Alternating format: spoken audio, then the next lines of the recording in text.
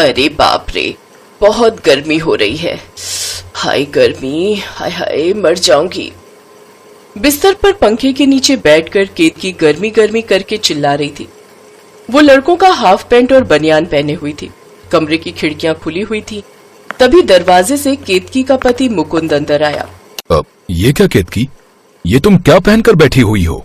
तो गर्मी में क्या साड़ी पहनकर घूंघट ओढ़कर बैठूं, तब शांति मिलेगी तुम्हें।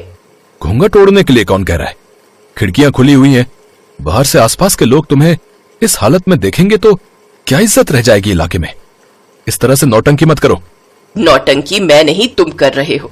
तुमसे शादी करके तो मेरी जिंदगी बर्बाद हो गई है। बस साड़ी पहनकर घूंघट ओढ़कर घर पर बैठे रहना पड़ता है। केतकी फालतू बातें मत करो। उम्र क्या है तुम्हारी? शर्म लिहाज नाम की कोई चीज है कि नहीं? ये झगड़ा रोज की तरह आगे बढ़ने वाला था कि तभी मुकुंद और केतकी की बहू शीतल वहां आई। माँ जी, बाबूजी, एक बात थी।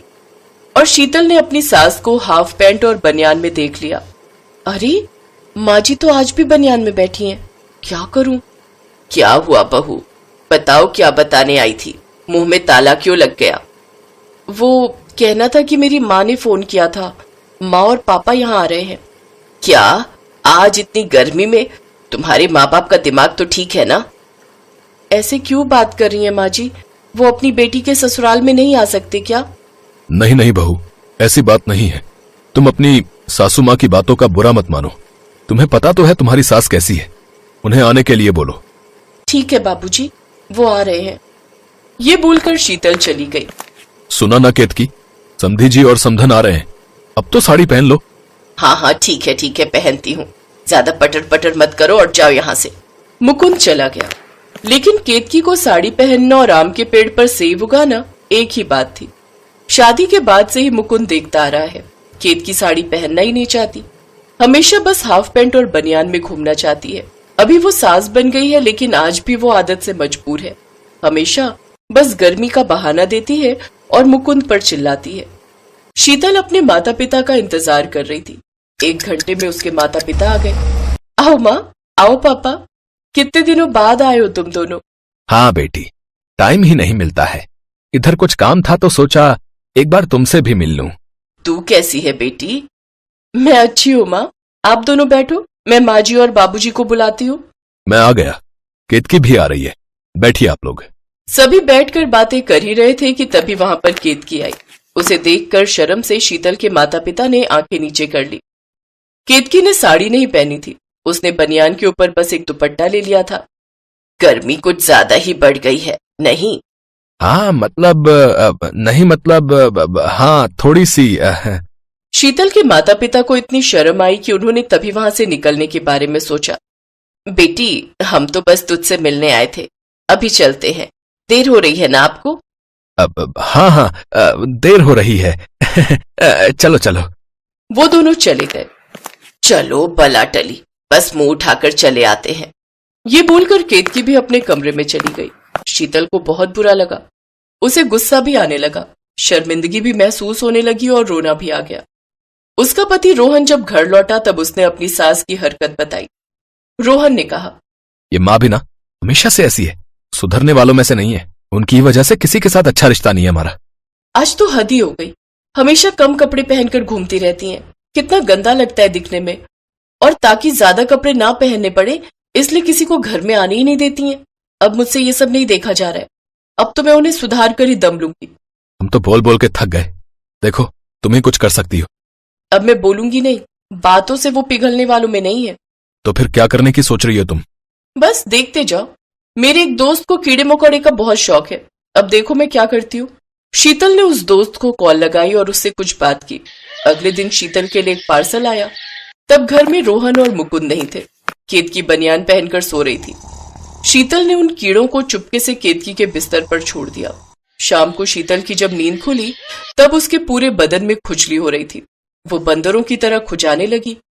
आहा, ये क्या हो गया मुझे? इतनी खुजली क्यों हो रही है? आहा। उसका पूरा बदन लाल भी हो गया। केतकी को कुछ समझ नहीं आया। वो बस पूरी रात खुजाने लगी। खुजाते खुजाते वो थक गई।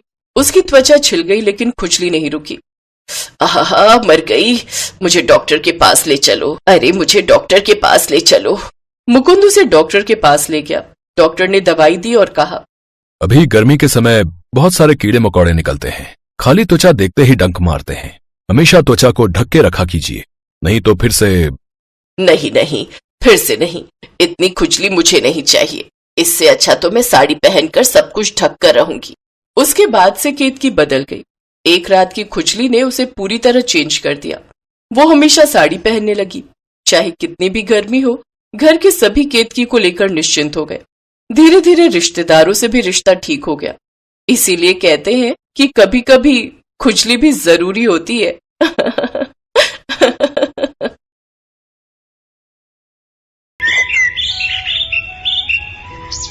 आशा देवी की दो बहुएं थीं, सुनीता और सुप्रिया।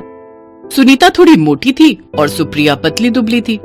सुप्रिया हर तरह के कपड़े पहन लेती थी, पर सुनीता मोटी थी, इसलिए वो अपनी बॉडी के हिसाब से ही कपड़े पहनती थी।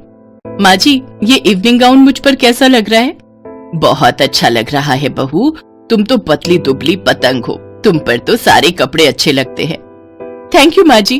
अरे सुनीता भाभी, आप क्या पहन रहे हो? आप भी कुछ इवनिंग गाउन या मैक्सी टाइप का कुछ पहन लेते। नहीं सुप्रिया, मैं इतनी मोटी हूँ, मुझ पर कहाँ ये सब अच्छा लगेगा। सुप्रिया बहू, सुनीता इतनी मोटी है, उस पर भला ये कपड़े थोड़ी अच्छे लगेंगे।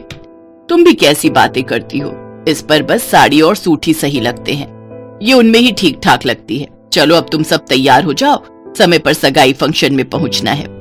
ना जाने उस दिन अपनी सास की बात सुनीता को चुभ गई और वो इस बारे में सोचने लगी, पता नहीं ये अपने आप को क्या समझते हैं। अब देखना मैं भी छोटे छोटे कपड़े पहनूंगी और सुप्रिया से ज्यादा सुंदर लगूंगी मैं। अगले दिन ही सुनीता अपने लिए शॉपिंग करने चली गई और उसने वहाँ से छोटी छोटी स्कर्ट, टॉप, कैपरी, मिडी, वन पीस वगैरह खरीद लिए। सुप्रिया का जन्मदिन था तो सब लोग बाहर खाना खाने जा रहे थे। सुप्रिया ने बहुत सुंदर शॉर्ट मिडी पहनी थी। कुछ देर बाद सुनीता भी तैयार होकर आ गई, पर ये क्या, उसने इतनी शॉर्ट मिडी पहनी हुई थी कि वो बहुत अजीब लग रही थी। अरे बहू, ये क्या, तुम ये क्या पहन रही हो? ये कोई तुम पर अच्छा लग रहा है, इतने छोटे कपड़े? अरे वाह भाभी, आप तो बहुत सुंदर लग रही हो। Thank you. मैंने सोचा जब तुम पहन सकती हो तो मैं क्यों नहीं पहन सकती, इसलिए मैं आपसे छोटे कपड़े ही पहना करूंगी। सुनीता के सिर पर तो भूत सवार हो गया था कि वो सुप्रिया की बराबरी करेगी, और यही उसने गलत किया। अब वो रोजाना ही छोटे छोटे कपड़े पहनकर बाहर आने जाने लगी। छोटे कपड़े पहनना बुरी बात नहीं है, पर हमें अपनी बॉडी की बनावट के ही कपड़े पहनने चाहिए, तभी हम पर जचते हैं। पर ये बात सुनीता समझ नहीं पा रही थी। अरे क्या हुआ सुनीता, कितनी देर से तैयार हो रही हो? अरे आ रही हूँ ना, तैयार होने में टाइम भी तो लगता है। पिक्चर आधी निकल गई होगी और तुम अभी तक तैयार नहीं हुई हो, फिर कहोगी कि मैं टाइम पर नहीं आता। अरे तुमने ये क्या पहन लिया, इतनी छोटी निक्कर, तुम्हें क्या हो गया सुनीता? थोड़ा तो ख्याल किया करो, इतने छोटे कपड़े पहन लिए, कितनी अजीब लग रही हो। अरे सुनीता भाभी, आप तैयार नहीं हुए? वो देखो, सुप्रिया ने भी तो शॉर्ट स्कर्ट पहनी है। उसको तो इस घर में कोई कुछ नहीं कहता, मुझे ही सब बोलते हैं। मैं तो सुप्रिया से ज्यादा सुंदर हूँ, मेरे ऊपर कपड़े ज्यादा अच्छे लगते हैं। ये तो देखो ना कैसी सपाट सी है, पतली दुबली, मैं तो फिर भी भरे हुए शरीर वाली हूँ। भाभी, ये नहीं है कि आप मेरी जेठानी हो तो मुझे कुछ भी बोलती रहोगी। आप मेरी जगह ले भी नहीं सकते। मेरे ऊपर वेस्टर्न कपड़े बहुत अच्छे लगते हैं। ये तो अलग बात है कि मैं आपको कुछ कहती नहीं हूँ और आप कुछ भी बोले जा रहे हो, जो भी मुंह में आ रहा है। अरे मैंने क्या गलत बोला? मैं तुमसे ज्यादा सुंदर हूँ, मुझे पता है। हाँ मैं मोटी हूँ, ये अलग बात है। देखना एक दिन मैं भी पतली होकर दिखाऊंगी, फिर तुमसे ज्यादा मुझ पर कपड़े अच्छे लगेंगे। हाँ हाँ तो जाओ ना, किसने रोका है? मुझे क्यों बीच में ला रही हो? हाँ नहीं तो मुझे नहीं जाना कोई पिक्चर देखने आप लोगों के साथ, और आज के बाद मेरे से बात करने की कोई जरूरत नहीं है। धीरज, मैं नहीं जा रही हूँ पिक्चर। तुम्हें अगर भैया भाभी के साथ जाना हो तो चले जाओ।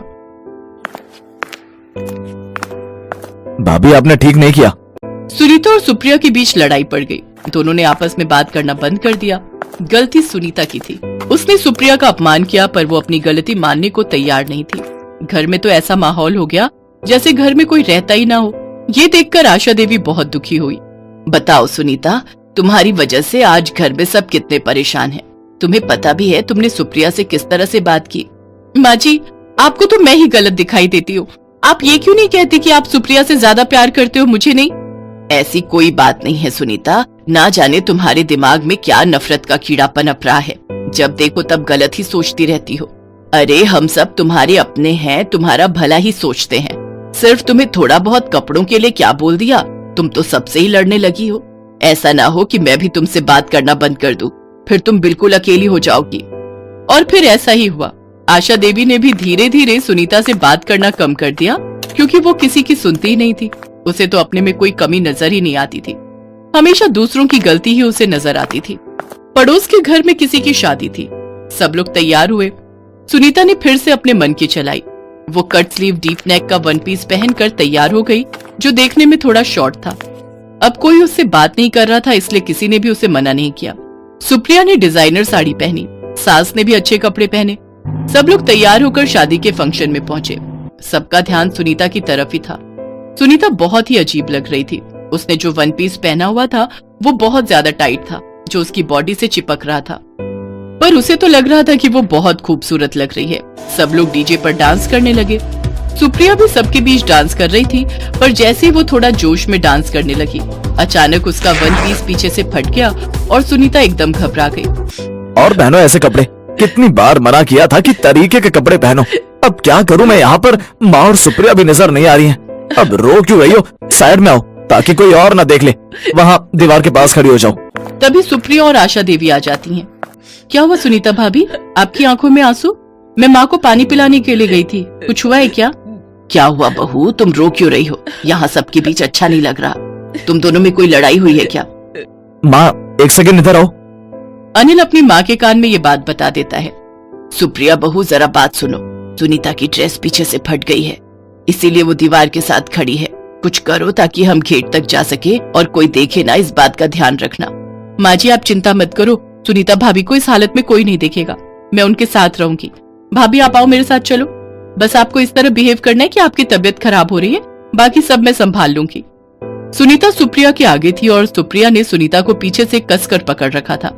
क्या हुआ बहू, तबीयत ठीक नहीं है क्या सुनीता की? हाँ आंटी जी, वो पता नहीं डांस करते करते भाभी को चक्कर आ गए, घर जा रहे हैं। अच्छा आंटी जी मैं चलती हूँ, भाभी की तबीयत ज्यादा खराब हो रही है। सुप्रिया सुनीता को लेकर गाड़ी तक पहुँचती है। सब लोग घर लौट आते हैं। सुनीता बहुत शर्मिंदा थी। वो सबसे सॉरी बोलती है। मुझे माफ कर दो माँ जी, मैं कभी भी ऐसा कुछ नहीं करूंगी जिससे आप सबका अपमान हो।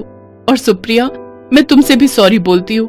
मैंने छोटी सी बात के लिए तुमसे कितनी लड़ाई की, पर फिर भी तुमने आज मेरी इतनी मदद की है। भाभी ऐसी कोई बात नहीं है, उस समय आपकी मदद करना मेरा फर्ज था। आप मेरे से बड़े हो, मेरी बड़ी बहन की तरह हो।